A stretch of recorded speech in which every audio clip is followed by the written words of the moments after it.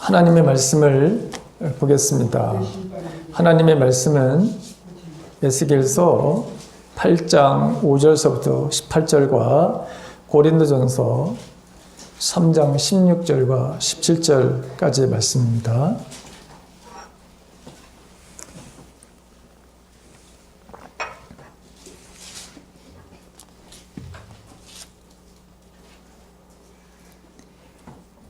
우리 한 절씩 교독하시겠습니다.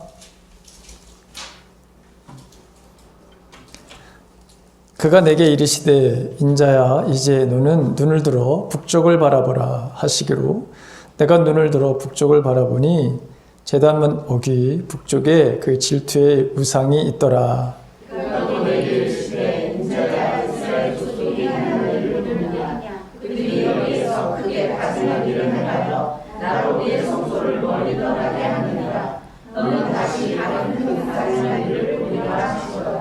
그가 나를 이끌고 뜰문에 이르시기로 내가 본즉 담에 구멍이 있더라. 그가 내게 이르시되 인자야 너는 이 담을 하라 하시기로 내가 그 담을 허니 한 문이 있더라.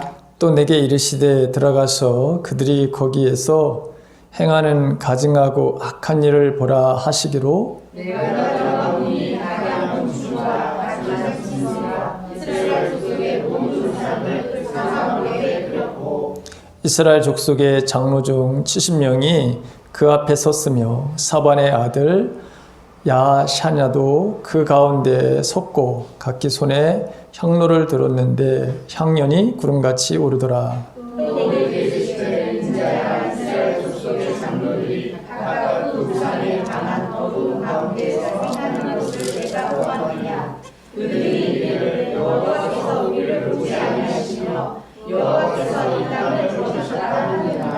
또 내게 이르시되 너는 다시 그들이 행하는 바 다른 큰 가증한 일을 보리라 하시더라. 그가 본향을 내리고 여호와의 전으로 들어가는 북문에 이르시기로 보니 거기에 너희들이 앉아 방문 소리를 듣고 가더라.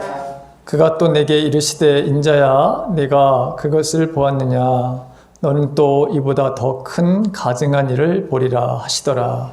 그가 또 나를 데리고 여호와의 성전 안뜰에 들어가시니라. 보라 여호와의 성전 문이고 현관과 제단 사이에서 약순간 사람들이 여호와의 성전을 지고 나를 쪽으로 가서 내게 태양에게 빼앗더라. 또 내게 이르시되 인자야 내가 보았느냐 유다 족속이 여기에서 행한 가증한 일을 적다 하겠느냐 그들이 그 땅을 폭행으로 채우고 또 다시 내 노여움을 일으키며 심지어 나무가지를 그 코에 두었느니라. 국류를 베풀지 아니하리니 그들이 큰 소리로 내 귀에 부르짖을지라도 내가 듣지 아니하리라. 아멘. 고린도전서 3장 16절과 17절 말씀 이것을 함께 같이 봉독합니다. 다 같이 시작. 너희는 너희가 하나님의 성전인 것과 하나님의 성령이 너희 안에 계시는 것을 알지 못하느냐.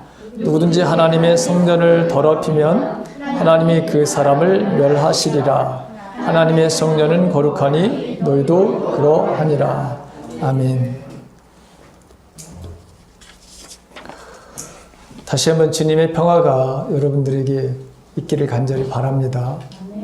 오늘 예배에 참석하지 못한 우리 성도님들의 그분들의 삶들 속에서 또 하나님의 은혜가 충만하기를 간절히 바랍니다. 한 사람의 인생이 행복한가 그렇지 못한가 또 한 가정이 하나님의 복을 누리는가 그렇지 못하는가 교회가 건강한 교회인가 그렇지 못한 교회인가 교회가 하나님의 은혜를 누리며 선교의 사명을 다 하는가 못하는가 국가가 안정 속에서 평강과 번영을 누리는가 아니면 멸망의 길로 가는가 그 기준은 도대체 무엇일까요? 오늘 말씀의 결론은 하나님의 임재가 그리고 임재가 있는 곳에는 하나님의 영광이 나타나는데 그 사람에게, 어떤 개인의 한 사람에게, 아니면 그 공동체에, 아니면 그 민족에게 임재해 있느냐, 하나님의 임재가, 하나님의 영광이 그곳에 머물러 있느냐 그렇지 않느냐에 따라서 인생도 또 민족도 국가도 미래가 아름답고 평안한 삶을 사느냐 아니면 멸망의 삶을 사느냐에 달려 있다고 하는 것이죠. 오늘 본문의 표현으로 말한다면 하나님의 영광이 머물러 있는지 떠나 있는지에 달려 있다고 하는 것이죠. 하나님의 임재와 영광은 너무너무 중요한 것입니다. 하나님의 임재라고 하는 것은 하나님이 여기 계시다고 하는 거잖아요. 하나님이 여기 계시면은 언제나 그곳은 하나님의 영광이 나타나게 되어 있습니다. 하나님이 어떤 방법을 통해서든지 하나님이 자신이 여기에 계시다고 하는 것을 다양한 방법으로 드러내시는 것이죠. 그래서 우리는 하나님의 영광을 보게 되어 있습니다. 우리는 하나님의 임재와 영광이 얼마나 중요한지 성경을 통해서 여러 곳에서 우리가 볼 수 있는데, 구약에 있는 말씀을 통해 보면은 우리가 이스라엘의 마지막 마지막에서 두 번째 사사가 여러분 엘리입니다. 엘리. 이 가정에 대한 이야기는 여러분 많이 들어보셨을 것입니다. 그가 사사가 된 지 40년이 되었고 나이는 98세가 되었습니다. 그가 98세가 되었을 때에 이스라엘은 이 블레셋과 전쟁을 하게 되었습니다. 근데 전쟁의 결과는 비참하게 이스라엘이 참패를 하게 됩니다. 이스라엘 백성들은 엄청난 아픔을 당하게 되죠. 엘리 제사장의 두 아들, 우리가 아는 이 홈리와 비느하스, 이 전쟁 가운데 죽게 되는 것을 보게 됩니다. 이 두 아들들이 하나님을 얼마나 멸시했는지, 무시했는지를 우리는 너무나 잘 압니다. 백성들이 하나님 앞에 드릴 그 번제나 그 제를 드리기 위해서 가져온, 그래서 이 짐승을 잡고 난 다음에 하나님께 드리기 전에 자기들이 좋아하는 부위의 살을 가져다가 여러분 마음대로 먹었다는 것을 우리가 알게 되죠. 또 고기를 삶을 때에도 자신들이 먼저 갈고리로 고기를 찍어서 나오는 대로 그들이 모두 먹었습니다. 근데 제사장들은 고기도 함부로 먹어서는 안 되는 거예요. 먹을 부위가 따로 있었던 것을 우리가 알게 되죠. 함부로 먹으면 안 되었습니다. 또 성전에서 수종드는 여인들, 성결하게 하나님 앞에 헌신을 하고, 그래서 거룩한 그들의 성품을 가지고 하나님을 섬기는 그 여인들에게 아주 못된 짓을 했습니다. 이렇게 이 가문이 하나님의 말씀대로 살지 않음으로 인해서 어떤 일이 그 가정에 일어나게 되었는가요? 블레셋과의 전쟁에서 두 아들들이 다 죽는 일이 일어났습니다. 혹시라도 하나님의 법궤를 가지고 가게 되면, 전쟁에 임하게 되면 혹시 그 전쟁에서 이길까 하는 그런 생각으로 법궤를 가지고 갔습니다. 여러분, 법궤는 우리가 알다시피 하나님의 임재를 상징하는 것이죠. 그 법궤 안에는 세 가지가 옛날엔 들어 있었습니다. 근데 그 모든 것이 다 하나님이 함께 하신다고 하는 임재의 상징이죠. 그 안에 십계명이 여러분 들어 있었던 것이고, 또 하나님께서 늘 그들과 함께 하신다고, 그들을 돌보시고 그들에게 모든 것을 먹이시고 했던 그 만나, 그 항아리가 거기 있었고, 그 다음에 아론의 쌍난 지팡이도 거기 있었습니다. 하나님이 아론을 제사장으로, 그 다음에 권위자로 세우셨다고 하는 하나님의 임재가 그 아론의 그 지팡이에도 임했던 것을 우리가 보게 되죠. 그리고 그 법궤 바로 맨 위에 보게 되면 두 천사가 마주보고 다 이렇게 펼쳐져 있었습니다. 그룹이라고 하는 그 두 천사가. 여기에서 하나님은 언제나 만나주셨던 것을 보게 되죠. 모세도 여기서 하나님을 만나게 되었던 것을 보게 됩니다. 그러니까 이렇게 하나님의 상징, 하나님의 임재의 상징인 이 법궤를 가지고 전쟁에 나갔는데 그 전쟁에서 이것도 빼앗기는 일이 일어나게 되었던 것이죠. 자, 이런 전쟁의 패함과 법궤가 빼앗겼다는 것과 자신의 두 아들이 동시에 전쟁에서 죽었다고 하는 이 소식을 들은 제사장 이 엘리는 어떻게 되었습니까? 그가 의자에 앉아 있다가 이 소식을 듣고 뒤로 넘어져가지고 목이 부러져서 죽었다. 이렇게 성경은 기록하고 있거든요. 그런데 그 몸이 비대했다 이런 표현을 추가로 첨가하고 있는 것을 보게 됩니다. 그럼 뭘 얘기하는 것이냐? 영적인 게으름과 나태함이고 자신의 소임에 대한 충성스럽지 못했던 것을 의미하는 거예요. 엘리가 바로 여러분 그런 그의 아들들이 그랬어요. 자, 이런 일이 벌어지게 되니까 이런 끔찍한 일이 여러분 벌어지게 되는데 여기서만 그친 것이 아니죠. 비느하스의 아내, 첫 번째 아들인 비느하스 아내가 자기 남편이 전쟁에서 죽었다고 하는 이 소식과 자기 앞에서 시아버지가 넘어지면서 목이 부러져서 죽는 그 광경을 보게 됩니다. 이때 이 아내는, 비느하스의 아내는 임신을 하고 있었는데, 그런데 사산을 하게 되죠. 사람들이 그녀를 위로합니다. 내가 아들을 낳았다고 그렇게 위로를 하죠. 그런데 그렇게 말하는 사람들의 그 대답도 반갑지가 않았던 것이죠.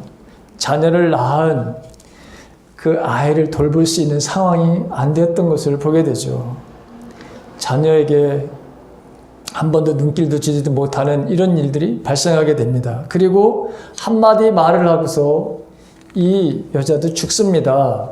사무엘상 4장 21절에 보게 되면 이 비느하스의 아내가 그의 아들 이름을 이가봇이라 이렇게 이름을 지으라고 그 말 한마디만 하고 그냥 죽습니다. 그러면 여러분 이가봇이라는 뜻이 뭘까요? 갑옷이라고 하는 뜻은 영광이라는 뜻이고 이라고 하는 것은 떠났다고 하는 의미예요. 그러니까 아들의 이름을 영광이 떠났다, 하나님의 영광이 떠났다라고 하는 이름으로 지어버렸어요. 그러니까 하나님의 영광이 떠나게 되니까 하나님의 임재에 떠나게 되니까 하나님의 영광이 바로 개인뿐만 아니라 국가 여기에 큰 영향력을 미치고 있다는 것을 우리가 알 수 있습니다. 그러니 하나님의 임재와 하나님의 영광이라는 것이 얼마나 중요한지를 우리가 알게 됩니다. 반대로 그러면 하나님의 영광이 임하게 되면, 하나님의 임재가 임하게 되면 어떤 일이 바로 일어날까요? 예레미야 35장에 가게 되면 하나님께서 여호야김 시대에 어느 날 예레미야에게 계시를 주십니다. 하나님은 예레미야에게 네겝 사람들을 여호와의 성전으로 다 초대하라. 그리고 그 초대한 사람들에게 앞에 다 술잔을 다 놓고 거기다 포도주를 다 부은 다음에 그들에게 먹도록 해라. 그런데 그들이 어떤 반응을 보이는지 너가 살펴봐라. 이렇게 말씀을 하시거든요. 그래서 이 말씀에 순종해서 예레미야가 이렇게 합니다. 다 초대해 놓고 포도주를 따라서 마시라고 했는데 단 한 사람도 마시지를 않는 거예요. 그래서 물어봅니다. 왜 너희들은 포도주를 마시지 않느냐? 그랬더니 그 네겝 족속들이 이렇게 얘기합니다. 우리 조상의 네겝의 아들 요나답이 우리에게 과거에 이렇게 우리에게 명령한 적이 있습니다. 그 명령이 뭐냐면 너희와 너희 자손들은 절대로 포도주를 마시지 말라. 또한 너희는 집도 짓지 말고 씨를 심거나 포도밭을 가꾸지도 말라. 너희는 그런 것들을 소유하지도 말라. 너희는 평생 동안 장막에서만 살아야 한다. 그래야 너희가 나그네로 사는 동안에 오래오래 살 수 있을 것이다. 이렇게 말했다는 거예요. 그래서 우리는 이 요나답이 우리들에게 이렇게 하라고 하는 것을 우리들뿐만이 아니라 우리의 아내들과 우리의 아들, 딸들도 포도주를 마신 적이 없습니다. 레겝의 아들 요나답은 자기 아들들에게 포도주를 마시지 말라고 그렇게 명령했는데 그 명령들을 그 자손들이 철저하게 지켰다는 거예요. 그런데 하나님의 백성인 이 이스라엘, 북이스라엘과 또 유다의 백성들은 하나님의 말씀인데도 불구하고 하나님의 명령인데도 불구하고 하나도 지키지를 않는 거예요. 하물며 개인의 어떤 조상의 그 명령도 레겝 족속이라고 하는 족속은 철저하게 지키고 있는데 내가 선택한 내 민족, 내 자녀들은 나의 말을 듣지 않는다. 그래서 하나님께서 예레미야를 통해서 이 유다를 반드시 내가 멸하리라 이런 말씀을 하게 되죠.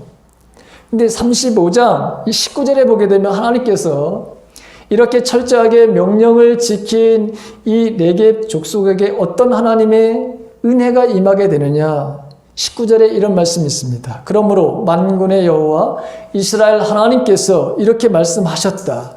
나를 섬길 레겝의 아들 요나답의 자손이 언제까지나 끊어지지 않을 것이다. 한 사람의 그 명령을 온전하게 삶 속에 적용하며 살았던 이 그럼 레겝 족속들을 어떻게 하나님께서 살피시는가? 실제로 여호야김 시대 때 하나님이 이들을 돌보시는 그 사건을 35장에서 말씀하고 있는 것을 보게 됩니다. 그런데 여러분, 레겝 족속이라고 하는 자손들이 그러면 대단한 민족이었느냐? 아닙니다. 이 레겝 족속은 어디에서 같이 나온 민족이냐면 출애굽을 할 때에 이스라엘 민족의 뒤를 따라서 살그머니 따라 나온 민족이에요. 이스라엘 사람들이 생각할 때는 잡족이야. 완전 이방인이야. 그렇게 취급을 받았던 민족인데 이스라엘 민족이 출애굽을 하니까 기회는 이때다 해서 같이 따라 나온 그 족속이에요. 그런데 이 요나답이라고 하는 인물을 보게 되면 우리가 아합 그러면 그 이세벨 하면은 가장 우상을 섬겼던 대표적인 사람들이죠. 자, 아합과 이 이세벨, 아합의 가문을 완전히 멸하실 때에 하나님이 들어쓰셨던 사람이 예후라고 하는 사람입니다. 근데 이 예후를 도와서 이 아합 가문을 멸족을 시키는데 앞장섰던 사람이 누구냐? 요나답이에요. 이 요나답이 하나님을 버리고 우상을 섬기는 민족에게 하나님은 어떻게 하시는지를 철저하게 보았어요. 하나님이 철저한 그 심판을 여러 번 보았어요. 그래서 이 요나답은 그 민족에게 앞으로 우리 민족은, 우리 가문은 단 한 방울의 포도주도 마셔서는 안 된다. 이렇게 명령을 내렸던 것이죠. 왜? 그 포도주로 인해서 나타날 수 있는, 이야기될 수 있는 악의 근원을 끊어버린 거예요. 여러분, 사람은 술을 먹다 보면 실수하죠. 그렇죠? 그래서 아예 끊어버린 거예요. 그래서 이 족속들은 누구 하나 포도주를 입에 대질 않았던 거예요. 철저하게 하나님의 말씀이 아니었는데도 불구하고 그들은 뭐예요? 그 요나답이라고 하는 민족의 지도자의 말을 철저하게 들어서 순종을 했다고 하는 거예요. 그 순종하는 그 레겝 그 자손들을 내가 축복하겠다. 하나님이 그렇게 말씀하시는 것을 보게 됩니다. 오늘 에스겔의 이 8장의 내용을 보게 되면 하나님의 영광이, 즉 하나님의 임재가 떠나게 되면 하나님의 영광이 반드시 떠나게 되는 것이고, 그래서 하나님은 이 이스라엘을 떠나게 될 수밖에 없었던 그 말씀을 하고 있는 거예요. 에스겔 8장 6절에 있는 말씀을 보게 되면 거기 하반절에 이런 말씀이 있습니다. 그들이 여기에서 크게 가증한 일을 행하여 나로 내 성소를 멀리 떠나게 하느니라. 성소는 하나님의 임재가 있는 곳이죠.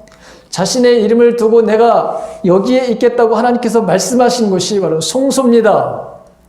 성전에는 우리가 알다시피 성소와 지성소가 있습니다. 그 지성소 안에는 하나님의 법궤가 있고 제가 서두에 말씀드린 대로 거기에는 여러분 하나님의 임재의 상징인 세 가지가 있었고 그 법궤 뚜껑에는 바로 하나님의 영광을 상징하는 또 두 바로 그룹의 천사가 있었던 것을 보게 됩니다.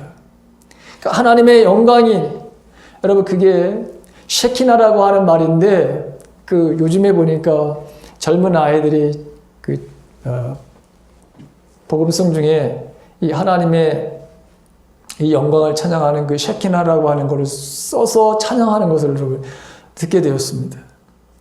자, 법궤 안에 이렇게 하나님의 상징인 그러면 법궤 그 뚜껑 위에도 하나님의 바로 임재를 상징하는 그래서 성경에 보게 되면 시편 80편 1절에 보게 되면 하나님을 가리켜서 뭐라고 그랬냐면 그룹 사이에 자정하신 분이다 이렇게 여러분 표현하는 것을 보게 됩니다.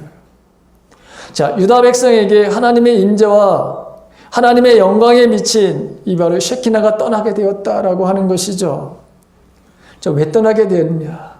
그럼 떠난 결과는 도대체 뭐냐? 그걸 8장에서 이야기하는 것입니다. 하나님의 영광이 떠난 결정적인 이유는 우리가 알다시피 우상숭배라고 하는 것이죠.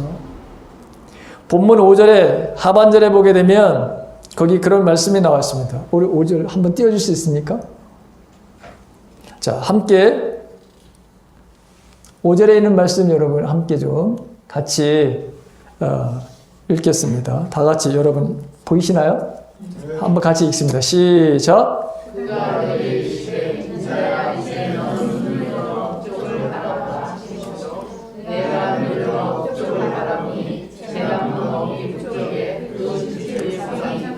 네. 하나님께만 제사를 드리라고 지은 거룩한 성전에 우상을 세워놨다고 하는 것이죠. 그래서 하나님은 그것을 볼 때에 질투의 마음을 여러분 가지신 거죠. 자, 히스기야 왕이 그 아들 므낫세 아주 못된 짓을 바로 여러분 한 그 대표적인 왕 중에 하나가 또 이 므낫세 왕이죠. 그래서 하나님의 질투를 바로 일으키는 이런 일들을 지금 행했다고 하는 것입니다. 그러니까 왕들이 앞장서서 수많은 그 이스라엘의 왕들, 물론 하나님의 선한 왕들도 있었지만 사실 더 많은 왕들이 이 우상을 섬기는 이 일에 실제로 하나님의 그 성전에다가 아예 아세라 목상을 만들어 세우고 하늘의 일월 성신을 숭배하는 그런 것들을 갖다가 놓고서 하나님을 무시하고 멸시하는 일들을 했습니다. 근데 왕들만 그런 게 아닙니다. 오늘 11절에 있는 말씀을 한번 봅시다.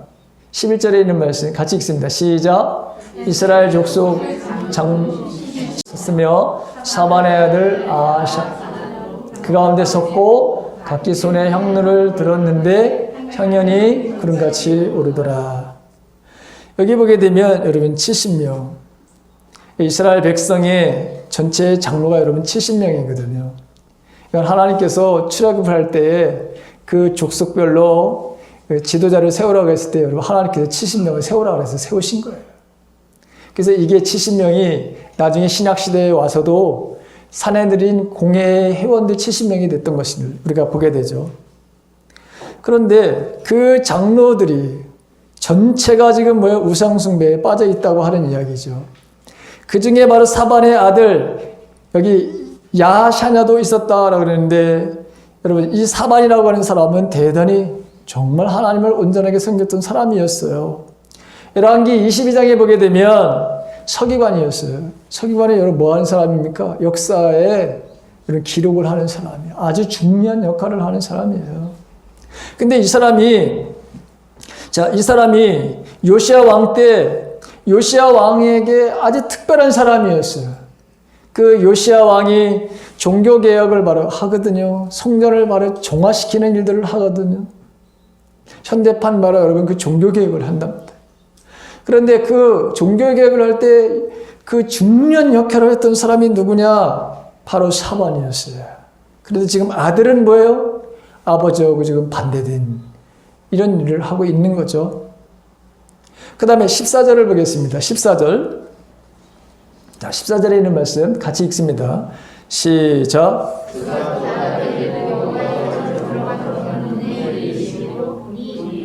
거기에 여인들이 앉아 담무스를 위하여 왜곡하더라. 자, 여기 보게 되면 담무스라고 하는 여러분 신 가운데 미소년이에요. 미소년. 이 담무스는 수메르 시대부터 알려진 메소포타미아의 바로 신입니다. 담무스라고 하는 뜻이 뭐냐? 생명의 아들이라는 뜻이에요. 생명의 아들. 그리스 신화에 알려져 있는데 그리스 신화에 나오는 바로 아도니스라고 하는 인물이에요. 이 사람이 어느 날 멧돼지에 받쳐서 죽었대잖아요. 신이 죽었어요. 예. 그래서 6개월은 아프로디테라고 하는 그 신과 같이 살고 6개월은 지옥의 여왕 바로 페르세포네와 함께 지낸다는 거예요. 지옥에서. 그럼 건기가 시작되게 되면 어떻게 돼요? 다 모든 것이 말리잖아요. 그래서 이 사람이 이 바로 소녀가 그 죽는 그 과정을 바로 여러분 지금 건기가 시작돼 가지고 모든 것이 다 대지가 메말라가는 그때 죽음으로 들어가는 그 시기이기 때문에 그 죽음으로 들어가는 6개월의 첫 7일 동안 애곡을 했다는 거예요. 그리고 6개월 동안 지하에 살다가 6개월이 지나고 나면 여러분 다시 살아가는 거야. 살아나는 거야. 그래서 대지에 우물 돋게 하고 그래서 생명의 아들이라는 뜻이 한마디로 말하면 우리가 지금 먹고 마시는 모든 이 일들을 주관하는 것이 바로 생명의 아들인 이 담무스가 하는 것이다. 그래서 지금 여인들이 그 담무스를 위해서 우상숭배를 하고 있는 거예요. 하나님이 주신다고 하는 것을 그들은 부인하는 것이죠. 그 다음에 더 기가 막힌 일이 벌어지는 거예요. 16절의 말씀을 보겠습니다. 16절 다 같이 시작. 그가 또 나를 데리고 여호와의 성전 안뜰에 들어갔습니다. 보라 여호와의 성전문 곧 현관과 제단 사이에 약 25명이 여호와의 성전을 등지고 낯을 동쪽으로 향하여 동쪽 태양에게 예배하더라. 기가 막힌 일이 벌어집니다. 여기 여러분 25명이라고 하는 것 여기 제사장들만 들어갈 수 있는 그 성전뜰 그들이 하는 일이 뭐냐 여호와를 등지고 낯을 동쪽으로 향해서 여러분 동쪽에 떠오르는 태양을 바로 여러분 그들이 지금 왜 예배를 드렸다고 하는 거잖아요. 경배를 했다는 거 아닙니까? 태양신을 숭배했다고 하는 것입니다. 왜 그럼 25명이냐? 제사장은 12그룹으로 여러분 되어 있어요. 두 그룹을 2명씩 24명입니다. 그리고 한 사람은 대제사장입니다. 그래서 여러분 25명이에요. 그러니까 오늘 성경을 보면은 왕서부터 시작해서 국민의 대표인 70명 장로를 그 다음에 백성인 바로 여러분 여인들 그 다음에 가장 거룩해야 되고 하나님을 온전하게 섬겨야 되는 이 제사장마저 우상숭배에 빠졌다고 하는 것이죠. 그러면서 하나님을 얼마나 이들이 멸시하는지 얼마나 하나님을 바로 무시하는지 오늘 12절에 다시 한번 돌아가서 알아보겠습니다. 12절을 돌아가십시다. 자, 12절을 한번 여러분 같이 좀 읽겠습니다. 다 같이 시작. 또 내게 이르시되 인자야 이스라엘의 족속의 장로들이 각각 그 우상의 방한 어두운 가운데서 행하는 것을 내가 보았느냐. 그들이 이르기를 여호와께서 우리를 보지 아니하시며 여호와께서 이 땅을 버리셨다 하느니라. 얼마나 이 장로들이 하나님을 무시하느냐. 하나님이 지금 우리가 하는 모든 것들을 보지 못하신다는 거예요. 모르신다는 거예요. 이건 시편 73편 11절에 보게 되면 아삽의 시에도 이런 표현이 나오는데 악인들의 특징이 뭐냐? 악인들의 특징은 우리가 하는 모든 것들은 하나님을 모르신다는 거예요. 하나님이 어찌 알아? 지극히 높으신 자리에 있는 그분이 어떻게 알아? 이렇게 악인들은 말한다는 거예요. 그래서 죄를 지는 모습을 보게 되면 아무도 모르는 은밀한 방에 들어가서 죄를 지었습니다. 하나님이 못 보실 거라고 생각을 하고 죄를 지었다고 하는 것이죠. 근데 여러분, 절대로 여러분들이 속지 말아야 되는 것은 하나님은 모든 것을 보고 계신 하나님이다. 알고 계신 하나님이라고 하는 것이죠. 우리가 시편 139편 1절에서부터 4절에 보게 되면 하나님이 우리를 얼마나 세세하게 잘 알고 계신지를 말씀하고 있습니다. 거기 이런 표현을 씁니다. 여호와여, 주께서 지금까지 나를 살피셨으니 주는 나를 알고 계십니다. 주는 내가 언제 앉고 언제 일어서는지를 알고 계십니다. 주는 멀리서도 나의 생각들을 아십니다. 주는 내가 나가고 눕는 것을 아십니다. 주는 나의 모든 길에 대해 잘 알고 계십니다. 내가 무슨 말을 하려는지 여호와여, 주는 그것을 다 알고 계십니다. 에스겔 1장서부터 하나님 말씀하시는 게 뭐예요? 나는 다 알고 있다고 하는 것을 말씀하고 계시단 말이죠. 그 바퀴에 대한 환상을 보여주죠. 그 바퀴에 온갖 바로 여러분 눈들이 달려 있었다고 했잖아요. 하나님은 모든 것을 알고 계시다고 하는 거예요.